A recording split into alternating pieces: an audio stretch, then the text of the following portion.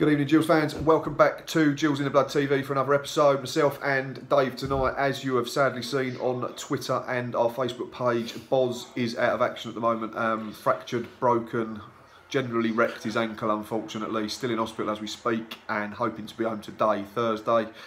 So we wish him well. We do. Get well soon, big man. Unfortunately, won't be attending Portsmouth on Saturday now. It would have been our first away day of the season due to a lack of funds, and he's decided to be stupid and fall down a step. So we're not laughing, Boz, promise. Anyway, on to what we still have to talk about. The show has to go on, so to speak. I'm sure Boz will appreciate that because it'll give him something to do and watch while he's on crutches and with a big air boot on his foot. Medway Messenger, Steve Lovell says playoff bid at stake Saturday. This is the quote we're going to use. It's coming up on your screen now, Gills fans.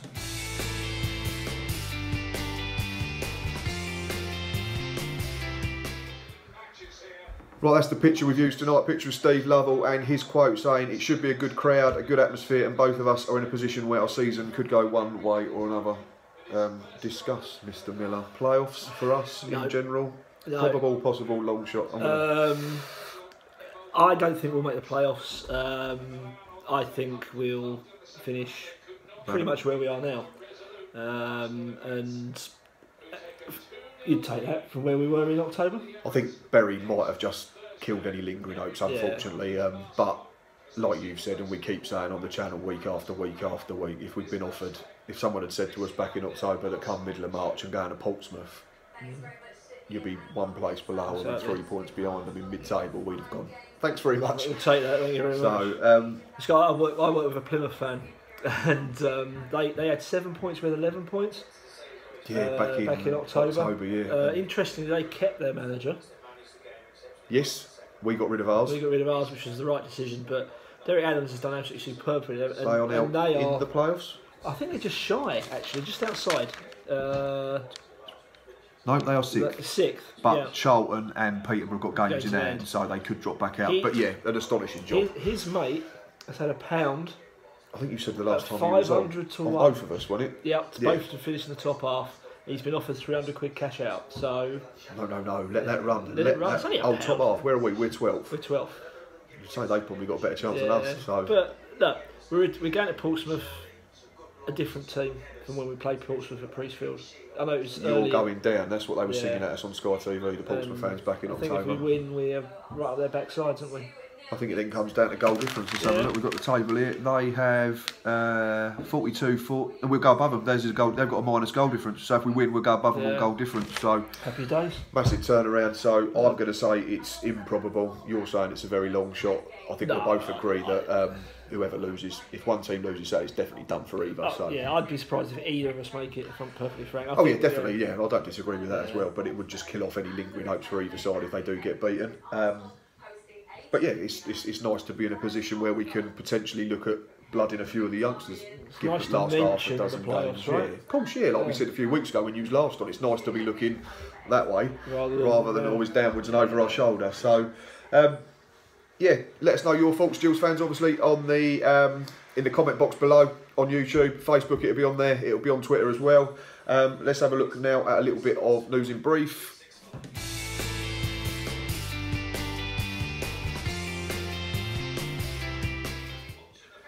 Not loads to speak about this week. Obviously, it's been pretty quiet with no game last week because of the weather. And one point was players were trusted to go and do their own thing in terms of training over the last week or so because of the snow, which I think is great to see. Absolutely. They're in a position where they've got that base fitness that they probably didn't have for a couple of seasons prior to this one. And Steve Lovell said, right, look after yourselves. We trust you to do that. We've treated you like adults, and I'm sure no one's let them down. So that's the big word there, trust. Yeah, it plays a big part. Of course, it does. Absolutely. They have all the ability in the world, but. I mean, I think the last time a manager used the term trust that I can remember was Edinburgh. Remember, I'll give you time off over Christmas, and we trust you over to do it. And do you remember we got gubbed slightly too far if all the rumours are to be true. Yeah, 3 days off and 4 days off a week. But we got absolutely gubbed, didn't we? It's a massive part of what you need in a football squad. So it hasn't been. But Lovell's clearly got to trust the players, and the players clearly trust him. That's it. I don't think anyone would take the mick, would they, of Yeah. Steve Lovell? They know that they're onto a good thing at the moment. So that's a good thing. Gill's independent supporters clubs are running coaches to Fratton Park, priced £20 for adults, £18 for students, and under 16s is only a £5 with a adult. If anyone's looking for travel, give us a shout if you need the details. They are in the Medway Messenger. And former targets, it seems like a million ages and ages ago, Steve Evans, but it is quite recent. I think it's because of the lack of games. Former managerial target Steve Evans recently took over at Peterborough. He lives there. Bullet swerved for me, dodged when it wasn't for me when his name was getting bandied about, regardless of his results, win percentage. I don't like the fella at all. Well, this is the thing. As a personality, totally agree with you. As a manager, football manager, I think he's a proven excellent football manager. He is, yes. But I think in retrospect, if you look at back, he was exactly what we needed. However, how nice is it turned out the way it did? Steve Lovell's done all right with results as well, so yeah, he's obviously on a slightly smaller scale, but he's done what he was meant to do, and that was come in and steer us away from the dreaded drop zone. But Evans was looking to move on, as I understand it. I think he'd got itchy feet. Yeah, he knows, Mansfield. and I think he knows the chairman at Mr. Peterborough. McAntony. Yeah, interesting. And he lives there as well, lives near there, so... Makes sense geographically then, I suppose, but yeah, boxes, for me it's what we could do without. But it'd be interesting to see them go. He's an impact manager.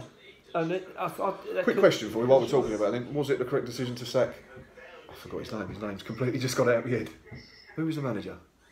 Club legend, who they've just got rid of Peterborough to bring in McCann. Gavin McCann. Grant McCann? Absolutely not. They were 6 points off the playoffs with 2 games in hand. I don't know what else they're expecting. Absolutely not. I mean, that's crazy. Absolutely crazy. He's a very outspoken chairman. He's out there. He interacts with fans. But I'm sorry if he thinks a manager's got them up to 6th and has got them 6 points off. Well, where are they? Look, they are at the moment. They are currently 8th. So it's 6 points off the playoffs. It's 3 points off the playoffs now. It was 6 when he got the sack. Exactly. They're 3 points off the playoffs with a game in hand. Exactly. And 2 games in hand over... 2 games in hand over Scunthorpe in 5th. Exactly. So you've got someone who knows the club inside out, the players, again, a bit like Lovell. He was a bit of a playing legend down there, wasn't he? So Lovell knows the players. So you've got someone who's going to come in that dressing room, in Evans, he's going to have an impact. You know what he's like. He's abrasive. He upsets that dressing room. They could drop like a stone, or they could go the other way. Now. Of course he has. To justify McAntony's decision. Yeah. Or is it more of a decision of these 2 new guys that have come in? Because Mr. McAntony's just sold 50% of his stake, I think. So maybe it was above him, but we don't know. But it's crazy. Sure, Dara watches the channel all the time. He's all over that. But good luck to McCann. I think he'll probably pick up another job in the Football League and in League One, I'm sure. Yeah. So. And last bit of news in brief. That got a bit longer than news in brief, but a good little chat. Gill's ladies are due back in action this Sunday after consecutive postponements. They take on, for those that love the rivalry, bottom club Swindon, who have played 16, lost 16 this season. So Gill's ladies are struggling this year compared to last season. So step up, though, isn't it? Let's just hope that they don't go and. They're playing a high level. Yeah, of course, yeah. And good luck to them. Of course, yeah. It's great they stepped up into a higher division and tested themselves. It'd be nice actually if they can make a success, and and maybe the club will maybe promote them a little bit better.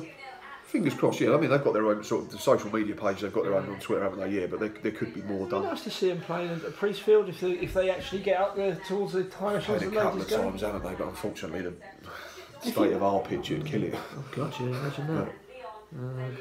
Good luck to him. Yeah, definitely. Right, that's it in terms of news in brief this week. Medway Messenger, we've already spoken about it. Back page, playoff bid at stake. That is Steve Lovell that we've already mentioned. And inside, lifelong Gills fan is back where he belongs at Priestfield. That is fitness coach James Russell back with us at the end of February. Basically says that he's not got a lot to do. It's just a case of tweaking it, moving a couple of bits about in terms of fitness routines and stuff like that. Gary Haymans has been brilliant since he came in, and he said it's great to be back. A lot more experience than when he was there originally. Yeah, didn't realise he was only 22 when he came originally in 2012. That's what it says, yeah. League winner.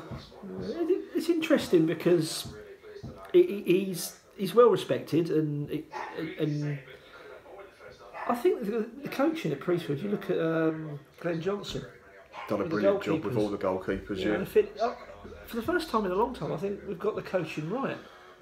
Yeah, it seems to be. Yeah, there's not loads of them, but we have all the key areas covered. You've got Lovell, manager, former striker. Yeah. You've got Patterson, former defender. Coxey, former defender.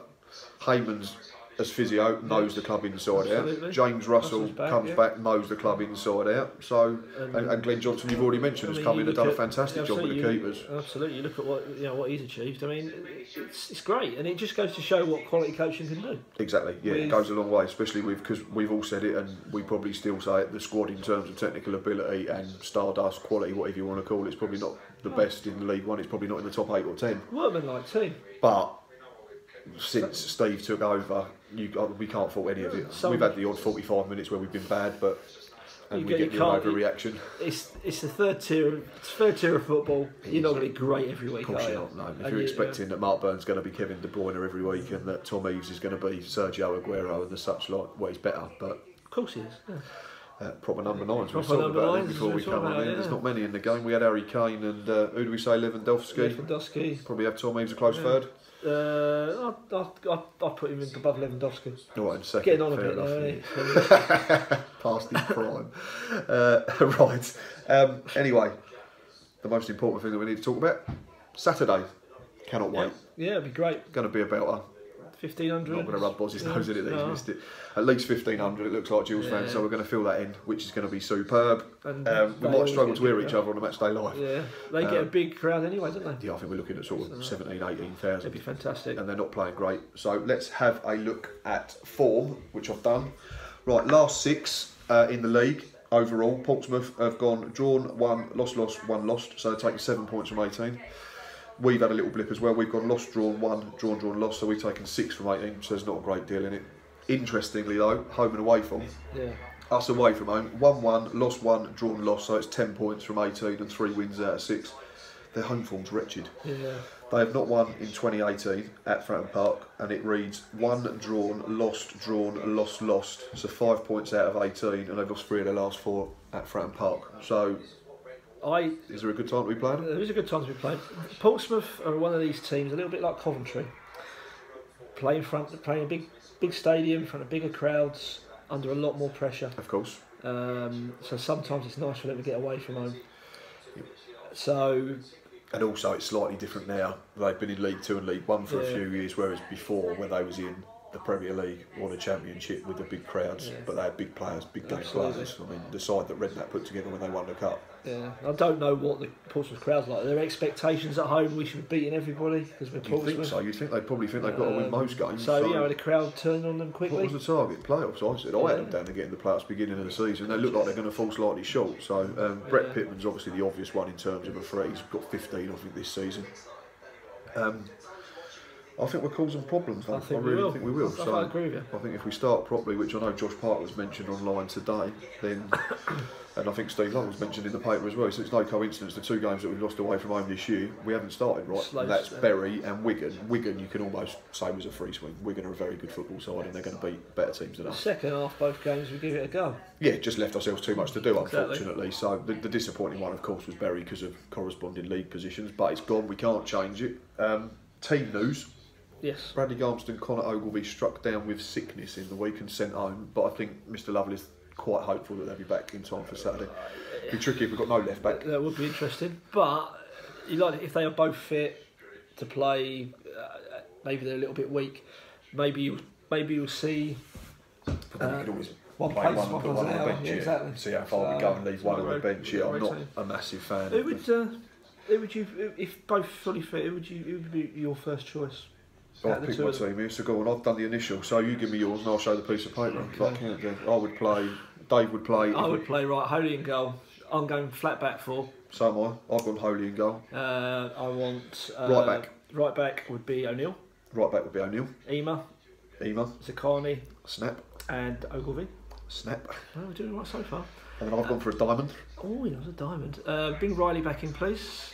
Callum Riley. Yeah. I would Lee Martin. I've got Lee Martin. Burn. Got Mark Burn. And Wagstaff. I've left Jake in. Yeah. I don't think they've done enough wrong to be, so. Yeah, I just think Waggy's got that touch of class. I just fear when Waggy starts, he always tends to get injured. That's the only concern for me. I know you have to start him because he's a good footballer, but it just seems to me every time he starts a game, it's good 45 minutes, then breaks down and we don't see him after the interval. So I'd go Parker and Eves. So we got one different. Yeah, so we're pretty similar. Joint managers. See, look, Mr. Bench. Well, Tom Hadler. That's easy. Hadler. Garmston. Ben Nugent as a sub centre half. I've got. Wilco's. So you'd probably swap mine. So you'd have Heseltine, I'd have Wagstaff, and then I've got Wilkinson, List, and Musa. Wouldn't disagree with that. There we go then. Right, the most important bit. Prediction. Okay, I always. I've written mine down, so you shout yours out, and then I I'll always put come mine on, and I'm always the pessimistic, miserable one. But I had a good week this week, so I think we're in trouble, Gills fans. Yeah, I'm going. Juniors, the two junior jocks are going, and they're on especially the little one. He's on a good run of form at the moment. So I'm going to go for a sneaky little 2-1 win. We haven't pre-recorded this or phoned each other, Gills fans, honestly. There it is. No way. Down there, Matt prediction, Pompey 1, Gills 2. So genuinely didn't even look over your shoulder. Well, mainly your handwriting's terrible anyway. But, I had to write that with the right hand earlier. So. We're about to do goal scorers then, to see if we get anything different. Right, you can go first this time. Tom Eves. And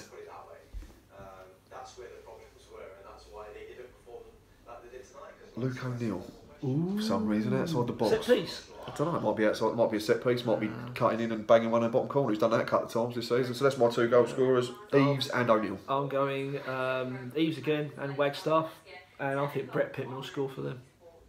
Because every time I see Brett Pittman play, he scores.